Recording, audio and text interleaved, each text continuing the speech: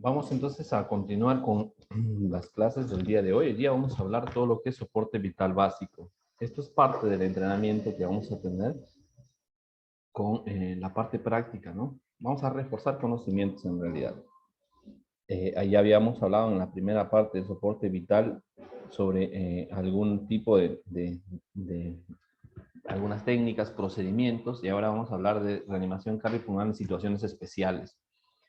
Todas las dudas que tengamos sobre la atención prehospitalaria, la atención de un paciente, tanto en el control de hemorragias, en primeros auxilios, en reanimación cardiopulmonar, si tenemos la oportunidad de hacer prácticas, absorbamos las dudas ahí. La práctica o la repetición de algunas actividades pues, nos permiten perfeccionar nuestras técnicas y procedimientos, ya que si uno en la práctica corrige eso, podríamos evitar complicaciones de nuestros pacientes y prevenir que se nos complique o se nos muera, ¿no? Imagínese que un paciente tiene usted un paciente de trauma, ¿no? Ha tenido un accidente, una contusión, lo que nos ponía en contexto del paciente que tenía un empalamiento, un acuchillamiento en el tórax con algún objeto punzocortante que se ha quedado en medio del tórax y usted se acerca a hacer la evaluación, no tiene pulso, usted verifica la expansión torácica y no se expande el tórax. No tiene pulso, no respira. Inmediatamente, ¿qué vamos a pensar con ese paciente? Que ese paciente está en una parada cardiorrespiratoria, ¿no? No hay pulso, no se expande el tórax. ¿Qué es lo que correspondería? Activar el servicio de emergencia, pedir la unidad de soporte cardiovascular avanzado o que vengan a apoyarnos a alguien que tenga un desfibrilador. En caso que nosotros seamos la unidad y tengamos el desfibrilador, dice que debemos retirar con cuidado el objeto incrustado en el tórax, tratar de comprimir para que no sangre e inmediatamente iniciar las compresiones torácicas. Recuerden que este paciente no tiene pulso, no respira, está muerto. Si no hacemos nada, dejamos el objeto bien fijado, bien empalado, va a permanecer muerto. Entonces nuestra única opción es retirar cuidadosamente y empezar a hacer las compresiones. Eso porque está en medio del tórax y nos va a impedir hacer la compresión torácica, ¿no? Si el paciente es encontrado inconsciente, considere una lesión en la cabeza, en el cuello, en la columna. La atención comienza con el ABC, la vía respiratoria, vía aérea, la respiración y la circulación. Vamos a posicionar adecuadamente de tal manera que la vía aérea esté alineada y pueda tener una entrada y salida de aire sin ninguna complicación. Este paciente de trauma, previo a ello, sabemos que nuestra prioridad en el paciente de trauma es parar el sangrado, ¿no? Si es un sangrado masivo, grande, que compromete la vida del paciente, antes de hacer la apertura de la vía aérea, vamos a controlar el sangrado. Si no, se pueden hacer las dos maniobras a la par si somos dos auxiliares y hay un paciente. Si es un solo paciente, entonces vamos a verificar qué es lo que necesita primero, ¿no? Imagínense que tienen pequeñas heridas, manchas de sangre. No me voy a ir a controlar eso, ¿no? Me tengo que ir a manejo de la vía aérea. Eso es criterio del auxiliador. También vamos a hablar de condiciones como, por ejemplo, el ahogamiento. ¿Cómo se hace la reanimación cardiopulmonar en un paciente ahogado, ¿no? Un paciente ahogado. Si la persona en el agua está segura, hay cuatro formas de intentar rescatarlo. Por alcance, es decir, no sé, le damos la mano, le damos un objeto y lo vamos a hacer que se acerque. Imagínense aquí, el rescatista le da lo que es el salvavidas con una cuerda, se agarra ahí y lo van a ir jalando, arrastrando, acercando, ¿no? Por alcance. Eh, Cuando nuestra mano está cerca, ¿no? Arrojando algún objeto, algo para acercarlo, por reme con algún bote o algún dispositivo o alguna moto acuática, se acercan y lo que van a hacer es extraerlo. Y también pues hay vallas, etcétera, etcétera. Hay diferentes maneras de cómo poder hacerlo. Pero lo que van a hacer ustedes, si no saben lo que es nadar, no se expongan porque van a ser una víctima más. Entonces, ustedes su atención es fuera del agua, ¿no? No son rescatistas, a menos que si lo sean, pueden hacer algún tipo de intervención. ¿Qué es lo que van a hacer? Remueva a la persona del agua por cualquiera de las técnicas. E incluso hay un dispositivo que se llama BOA, que lo abrazan del cuello y lo extraen, ¿no? Sirve para extraer de lugares donde sean más profundos o del agua. Removemos la persona del agua, sacamos una superficie rígida y vamos a intentar la reanimación. Comiencen las compresiones torácicas. Sí, en un paciente que no respira y no tiene pulso, provea respiración de rescate, un paciente con pulso. Si el pecho no se eleva después de reposicionar la vía aérea, comience con la remoción de la obstrucción de la vía aérea o las compresiones torácicas. Todo paciente ahogado, antes decía hay que soplarle la boca para que se genere una presión y salga el agua, o hay que aplastarle el abdomen para que empiece a salir todo el agua que se ha tragado.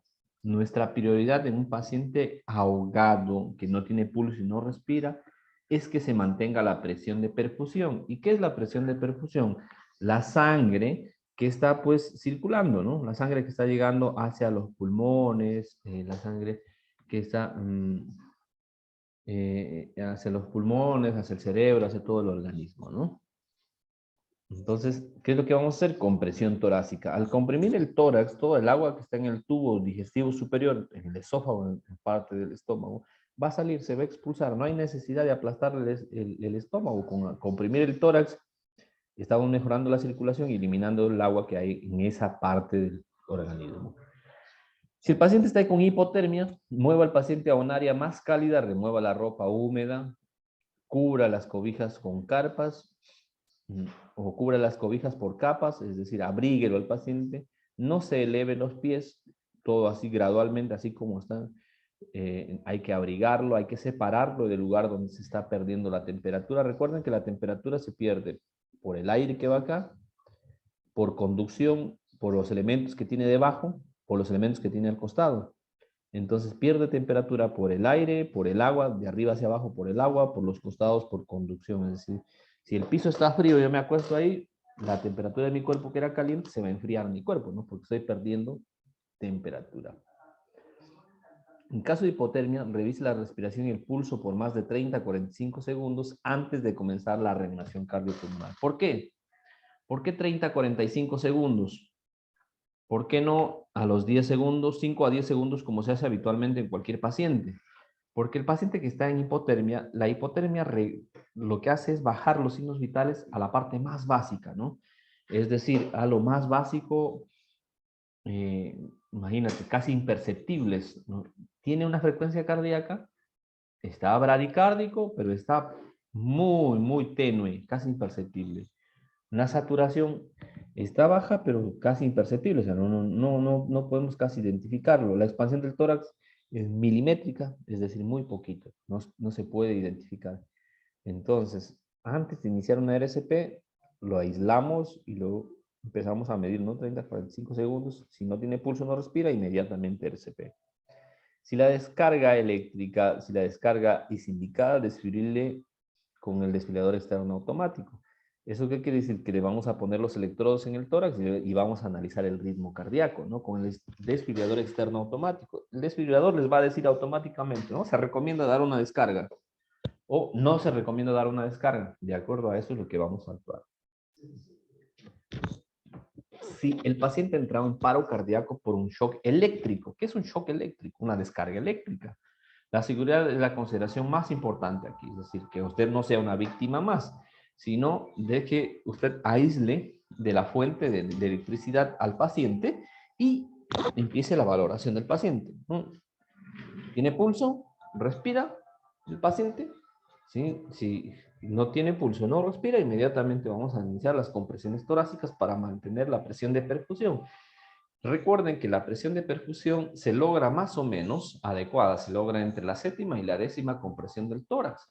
¿Qué significa esto? Que si yo paro de aplastar el pecho, ¿sí? Cada vez que yo quiero iniciar nuevamente me va a tomar 7 a 10 compresiones para que se perfunda, llegue sangre al cerebro. Entonces, hay que tratar de interrumpir al mínimo, ¿sí? Las veces, o hacer mínimas interrupciones, o que no haya interrupciones, ¿no?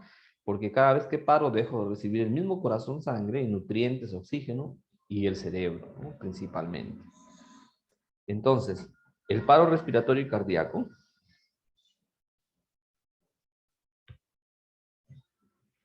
el paro respiratorio y cardíaco, el paro respiratorio por shock eléctrico, lo más importante es nuestra seguridad, ¿sí? Y después vamos a empezar, lo aislamos, estamos en un lugar seguro, empezamos con las compresiones torácicas, el manejo de la vía aérea, acercamos nuestro desfibrilador externo automático, analizamos el ritmo cardíaco, si necesita una desfibrilación le vamos a dar una descarga eléctrica. Recuerden que el corazoncito tiene su propio ritmo, su propio motorcito. Es decir, el corazón tiene su propio motor de funcionamiento, ¿no? ¿Sí? El nódulo sinusal, el nódulo sinoauricular o el nódulo auriculoventricular. Entonces, cuando hay una parada, lo que vamos a hacer es darle descargas eléctricas para que se reinicie ese corazón. Un shock eléctrico puede hacer que el corazón empiece a fibrilar, a hacer una fibrilación ventricular, o es decir, que el corazón late muy rapidito, entonces eso lo hay que reiniciarlo, ¿no? Para que vuelva a latir normalmente, o el de plano se para, ¿no? Y hay que darle una descarga eléctrica para ver si lo reiniciamos, ¿no? Si el paro cardíaco ocurre en una mujer embarazada, aquí va a depender del tiempo de embarazo. ¿Cuál será la diferencia entre una embarazada de 2 meses y una embarazada de 8 meses? ¿Cómo se debe reanimar?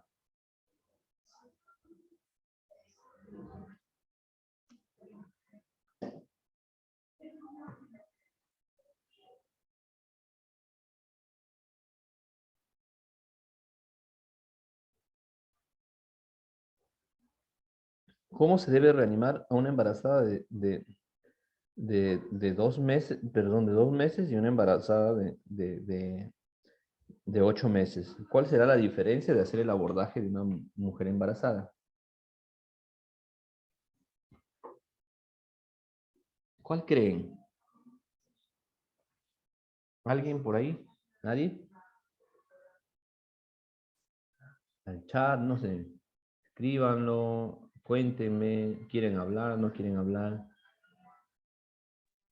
Doctor, ¿podría repetir la pregunta? No pude escuchar claramente, se escuchó entrecortado. Sí, claro. Mira, decía, ¿cómo se hace la reanimación cardiopulmonar en una mujer embarazada de 2 meses y cómo se hace en una mujer embarazada de 8 meses?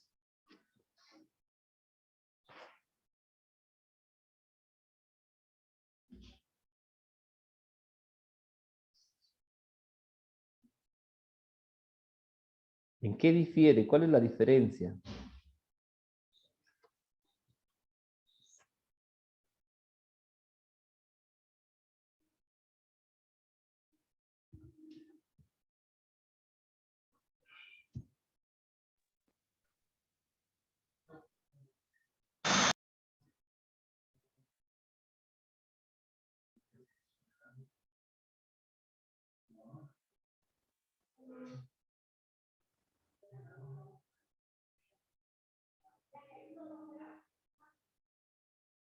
Nada. Bueno, entonces, una mujer embarazada de 2 meses se hace la reanimación cardiopulmonar como cualquier otra persona, ¿no? Con presión torácica, si se analiza el ritmo cardíaco, si hay que darle una descarga eléctrica, se le da, porque si la mujer está muerta, el bebé va a seguir muerto. En el caso de una mujer embarazada ya de 7 meses, hay que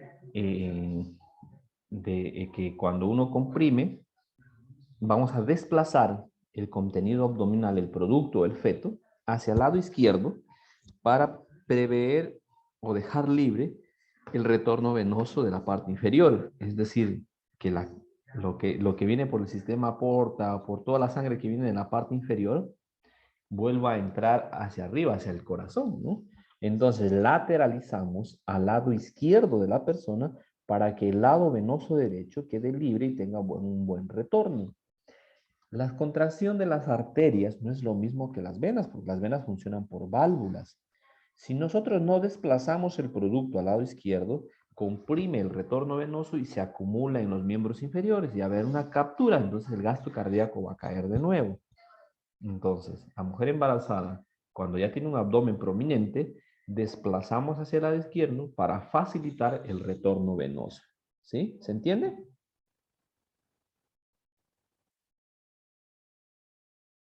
¿Se entiende o no? Sí, doctor, se entiende. Como vemos en la imagen, ¿ves? Se desplaza hacia el lado izquierdo, esto va a permitir que haya un retorno venoso y el ciclo cardíaco, el gasto cardíaco se mantenga. ¿Sí? Cuando hay sobredosis de opioides, el paciente entra en paro, pero es por sobredosis de opioides. Un opioide puede deprimir el sistema nervioso central y causar un paro respiratorio y cardíaco. Estas sustancias prohibidas o ilícitas bueno, la gente lo puede utilizar por recreación o por querer hacer daño a alguien. Entonces, los espectadores pueden haber administrado el antídoto, que es la naloxona. En nuestra realidad no van a encontrar la naloxona. Entonces, ¿qué es lo que vamos a hacer? Vamos a actuar ante las manifestaciones clínicas que vaya teniendo el paciente. Es decir, imagínense que el paciente llega pues con un ritmo cardíaco disminuido y de saturación. ¿Qué es lo que vamos a hacer? Vamos a darle volumen, ¿no? Vamos a darle líquido para tratar de aumentarle un poco lo que es el gasto cardíaco. En el caso de que lo requiera, vamos a medir la presión arterial, presión baja, un poquito de volumen, para reponer a una presión que mantenga el ciclo cardíaco adecuado. Si está con hipoxemia, con saturación baja, con hipoventilación, le vamos a administrar oxígeno y en esas condiciones nos vamos a llevar al hospital. Ya en el hospital ya se le haga pues algunos medicamentos que entran en bomba de infusión, ¿no? Como los inotrópicos, que eso van a mejorar el gasto cardíaco. ¿Sí? Las medidas estándar de animación toman la prioridad lo que es la administración del antídoto, ¿no? Sobre lo que es la administración de naloxona. Pero si no tenemos naloxona, ¿sí? Una solución fisiológica, oxígeno, y vamos a llevarlo al hospital con la información de que probablemente haya sido eso, ¿no? Entonces, todas estas condiciones especiales de la reanimación cardiopulmonar las vamos a hacer en la práctica. En realidad, todas las técnicas son lo mismo. ¿En qué difiere, en qué cambia algo, alguna condición de la que hablamos, de una técnica normal de reanimación cardiopulmonar? Casi en nada, ¿no? Todos son lo mismo, es decir, acercarnos al paciente, evaluarlo, pulso, respiración, no tiene pulso, no respira. Si estamos con una unidad de soporte cardiovascular avanzado, lo primero que vamos a hacer es activar el servicio de emergencias, ¿no? ¿Sí? Si es que no contamos, perdón, en el momento, ¿no? Imagínense que usted está con una ambulancia que no tiene desfibrilador. Lo primero que van a hacer es llamar a una ambulancia que tenga desfibrilador. Les voy a poner un caso y lo vamos a ir resolviendo, ¿no? Ustedes llegan a un lugar, encuentran un varón de 50 años que hace 20, 30 minutos se estaba quejando con un dolor de tórax. Ustedes llegan y justo les abre la puerta y se desvanece, se va al piso. ¿Sí? ¿Qué es lo que van a hacer primerito ustedes? Evaluar al paciente, ¿no? El paciente no tiene pulso y no respira. Resulta que ustedes, su unidad no tiene desfibrilador. Empiezan a hacer la evaluación, no tiene pulso, no respira. ¿Qué es lo que tendrían que hacer ustedes? ¿Subirlo a la ambulancia y llevarlo corriendo al hospital? A. Subirlo a la ambulancia y llevarlo corriendo al hospital. B. Subirlo a la ambulancia, continuar haciendo RCP en la ambulancia. C. Llamar a una unidad de soporte cardiovascular y permanecer haciendo reanimación cardiopulmonar. Tres alternativas. De las tres, ¿cuál escogerían ustedes? Vamos al chat. Alfredo dice la C, Eduardo la C, Carlos la C. Valentín la C. Entonces, ahí van a tener un poco de choque, les cuento. ¿Por qué? Porque la familia o los que están en el incidente van a decir, suban a la ambulancia y llévenlo al hospital. Lo primerito que van a decir, ustedes van a decir, no, lo vamos a reanimar aquí, y el paciente por ahí termina muriendo y van a tener un problema con la familia, porque ellos no quisieron llevarlo al hospital. Entonces, nosotros vamos a tener el fundamento, ¿no?, científico de que una ambulancia que está en movimiento, cuando nosotros hacemos las compresiones, no se da reanimación de alta calidad, ¿no? RCP de alta calidad, no se da porque cada vez, imagínense, si a nosotros estable sobre un piso sólido en la práctica nos cuesta llegar a la profundidad adecuada, ¿qué será en un vehículo en movimiento, no? Mucho más complicado todavía. Y cuando no se da compresiones torácicas de calidad, es mejor no hacerlos, porque no se llega a hacer una perfusión cerebral adecuada. Si no hay una buena perfusión cerebral adecuada, por más de 4 a 6 minutos, el paciente tiene una muerte neuronal. Y si tiene una muerte neuronal, por más que viva el paciente, ¿sí?, entonces ese paciente va a quedar con un daño neurológico, postrado o vegetal. Sí, de plano. Entonces, ¿qué vamos a hacer con el paciente? Vamos a llamar a la unidad de soporte cardiovascular avanzado y vamos a comenzar a hacer la reanimación cardiopulmonar. Y si para nuestra mala suerte, en donde estamos, no hay, entonces ya pues vamos a reanimar 10 minutos ahí y posteriormente lo vamos a subir a la ambulancia haciendo para que no quede mal con la familia, ¿no? Porque de plano les van a decir que por ahí no quieren ayudarlo, ¿no? Entonces, ustedes como para salvaguardar su integridad, lo que tienen que hacer primero es darle la reanimación los 10 minutos y explicarles que el paciente no tiene pulso, no respira, que no deberían llevarlo al hospital y comunicarse con su dirección médica, ¿no? Para ver qué es lo que corresponde, qué les dicen, y ellos les tendrían que dar algún tipo de salida ante ese incidente para que no terminen siendo agredidos ustedes, ¿no? ¿Listo? ¿Dudas, preguntas, llantos, murmuraciones sobre la técnica? No lo vamos a abordar ahora porque eso ya lo hicimos en la primera parte de ustedes. Los que son del grupo 2, si no, eso lo vamos a hacer en la práctica con todos, ¿no? Con todos vamos a hacer en la práctica. Dudas, preguntas sobre reanimación en situaciones especiales. Medicamentos. ¿Qué medicamentos se utilizan en la reanimación básica? Ninguno, ¿no? En la reanimación avanzada, muchos medicamentos. Y para eso vamos a hablar de los algoritmos, del algoritmo de la ACLS, ¿no? Soporte cardiovascular avanzado. Empezamos con la adrenalina, ¿no? Inmediatamente de las compresiones torácicas empezamos con adrenalina, ¿sí? Eso les voy a pasar una guía, lo repasan bien y vamos a hablar el día viernes en la noche o el día sábado, perdón. Les aviso por ahí si tenemos una clase extra, si no el día sábado nomás hablamos de todo lo que es el algoritmo de soporte cardiovascular avanzado. ¿Listo? ¿Preguntas, dudas?